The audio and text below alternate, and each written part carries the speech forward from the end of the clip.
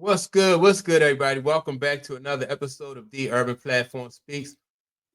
Make sure to like and subscribe as you come into the channel. Check out the content.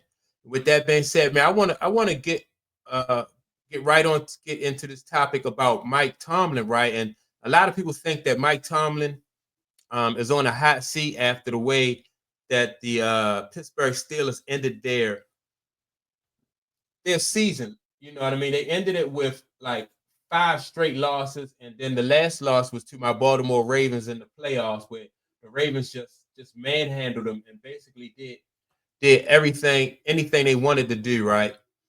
And so, um, you know, I was listening to Jason Whitlock, and Jason Whitlock made some good points about Mike Tomlin. And not only did Jason Whitlock make some good points, but comments and points. I think that some of the people in the chat, and I want to read some of their not only do I want to read some of their comments in the chat that I thought that made a lot of sense when it comes to Mike Tomlin, but also I want to listen to some comments that Jason Whitlock said too about Mike Tomlin. It's appropriate to ask the question if Mike Tomlin should be fired. What is it now? They haven't won a playoff game in 8 years? They don't seem to be making any progress. It seems to be a year-to-year mediocrity thing where, hey, every year we're going to float right around 500 and everybody's going to run on TV and says, Mike Tomlin's never had a losing season. But now it's appropriate to say, has he reached his expiration date in Pittsburgh? And it seems like people, players, other prognosticators, pontificators in the sports, everybody's now ready to have that conversation. Let's play, I believe it's LaShawn McCoy, talking about Mike Tomlin. He expressed the idea that I believe, that like Mike Tomlin needs that great reset, the same one Andy Reid hit. Play the clip. When you first heard it, you're like, hell no. Mike ain't no hot seat. One of the best coaches in football, et cetera, et cetera. Has been an OG in a long time and takes any team to the playoffs, no matter how bad the quarterback play is. When I sit here and I start looking at the stats, right? You say it's 8-10 in the playoffs, that's not winning. The last time they had a win is 2016, right? I said, hold on, I was still playing then. So they have it, they go to playoffs, but they don't win at all. But I thought about it. I was talking to this GM, I won't say his name, and we were arguing. I hate when I get real offended when you talk about Andy Reid in a certain light. And with the Eagles, when we fired Andy Reid, I was so mad. So I'm talking to this GM, he said, yeah, man, Andy was great, but his time has passed in Philadelphia when we had to go in a different direction. Not saying he's back. He said, not for the team, but more for him. Fresh start. And when he said, I said, you know what? That makes sense. I truly think that Coach Tomlin is one of the best coaches in football. But I think it's time at Pittsburgh. I think it should be over, right? If they don't win, right? No. Like I'm saying, I think he. Now, I agree that that Mike Tomlin situation in Pittsburgh should be over, but also I disagree. I don't think a reset will help Mike Tomlin, right? And the reason why I don't is because Mike Tomlin, in my opinion, is not Andy Reid. Like Andy Reid, even though he didn't get a Super Bowl while he was in Philadelphia, Andy Reid was very good with his quarterbacks. And he made it to the playoffs. To me, Andy Reid was a better coach in Philadelphia than Mike Tomlin is in Pittsburgh. And so when Andy Reid left, it probably was time for Andy Reid to leave. And then that way it was a reset for Andy Reid and it was a reset for Philadelphia. But I just don't see Mike Tomlin being on that same level. I think that Mike Tomlin, he did win a Super Bowl at Pittsburgh, but that Super Bowl was basically that was Bill Cowher's team he won with.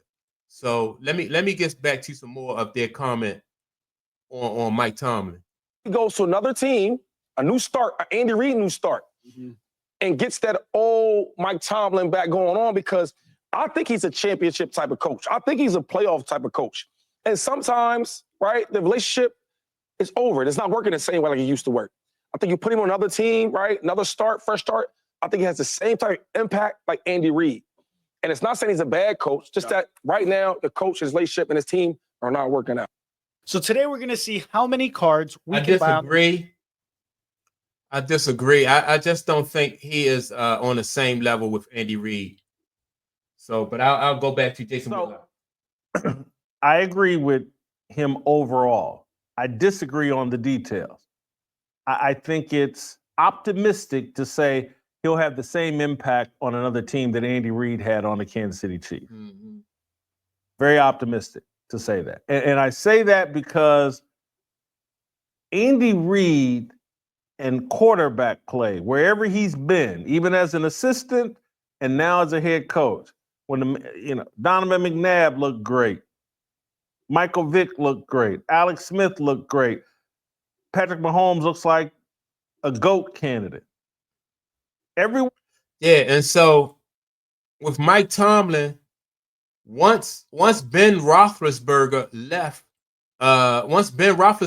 Pittsburgh, he haven't really been able to do anything with any other quarterback. And Ben Roethlisberger, if you remember, that was a quarterback that he inherited. So that's one thing that sets Mike Tomlin apart from Andy Reid.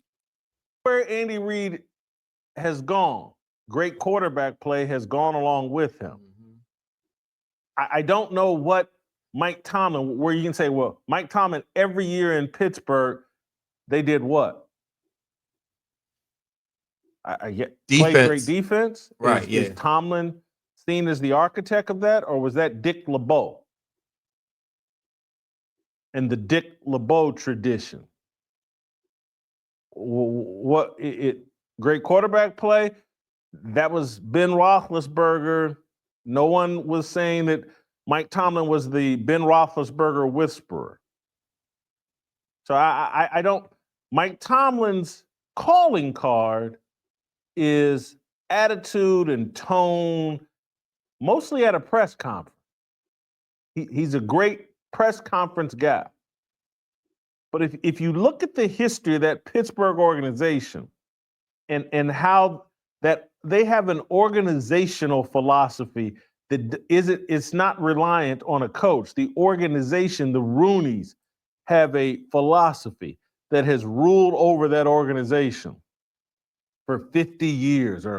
Right, yeah. So the organization that's not a bad thing either, that the organization has, they have a standard that they go by. They have a program that they go by.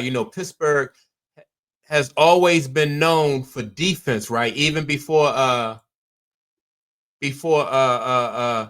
Mike Tomlin got there. They've always been known for defense, and that's just not something that Mike Tomlin, that's not the tone that he said. He just followed suit. And so that's, I think a lot of people forget that. And Jason Whitlock is right on point. He good at press conferences and sound bites and all that stuff sound good. But when you think about it, like with the Baltimore Ravens won a Super Bowl in 2000. That's with Brian Billick, right? Brian Billick and the Ravens, that's when they had that good defensive team. And so a few years after that, the Baltimore Ravens fell off. And then when they fell off, they got rid of him and they brought in John Harbaugh. And so John Harbaugh inherited, at that time, he inherited a few of Brian Billick's players. But as the years went on, they kind of faded off. You know what I mean? They retired, went to other teams and stuff like that. And so by 2012, the only player that was left from that team was Ray Lewis. Ed Reed wasn't there when the Ravens won their first Super Bowl.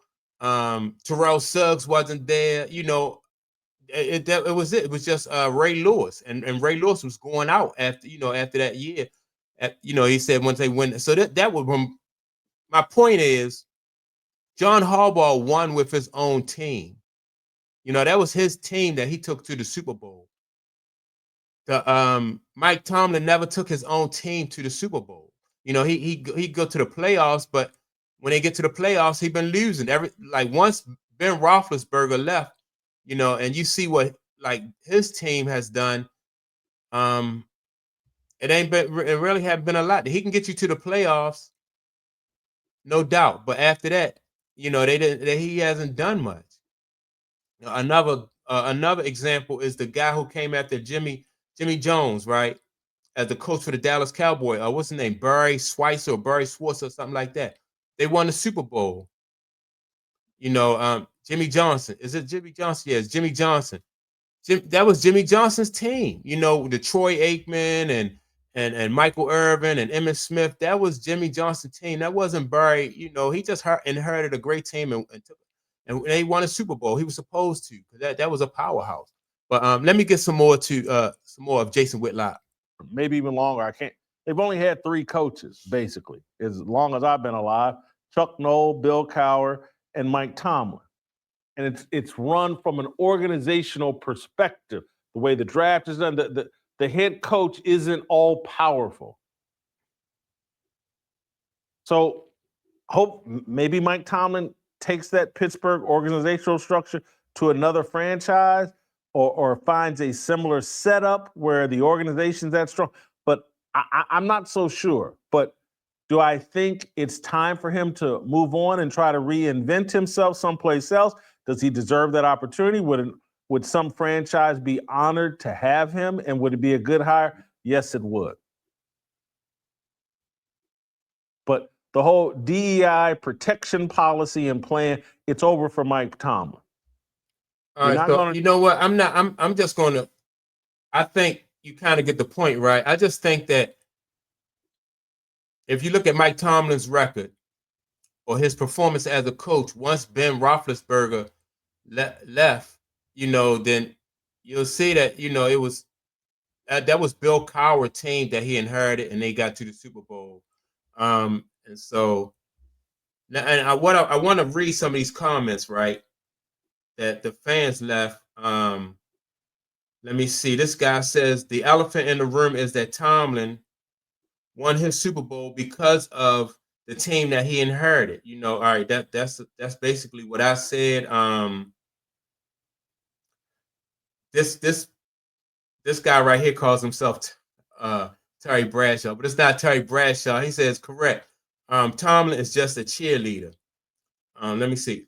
This right here I thought was important. Tomlin lost his team. He lost the Steelers when the team paid Antonio Brown. Players knew it and said it. He refused then, but the discipline, he couldn't hold them accountable, and that hurt the team.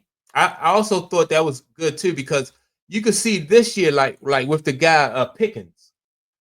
Pickens was he accepted some things off of Pickens that I didn't think that he really should have. I didn't think that I thought that maybe he should have benched Pickens a couple times, or really got after him for some of his performances on the field. But with all that being said, I just think that Mike Tomlin, in my opinion, he's not Andy Reid. And I think that it's a lot of smoke and mirrors when it comes to like Mike Tomlin and his career and stuff like that. And maybe another team will buy into that mystique, right? And they may not be able to see through that smoke and mirrors when it comes to Mike Tomlin. But Mike Tomlin, I think he's basically, like one of the commenters said in the chat, Mike Tomlin, basically, he's just shown me that he's a cheerleader. He's good for sound bites and stuff like that when it comes to like press conferences. But other than that, I didn't really see a lot of coaching. I really didn't. And so, I know this is going to upset Steelers fans, and they not going to really be, they're not going to really respect my comments because I'm a Ravens fan. But really, like I said, I ain't see Mike Tomlin do a whole lot of coaching. That's my take on it. Don't forget to like and subscribe. With that being said, also leave a comment, and I'll check you all out in the next video. Peace.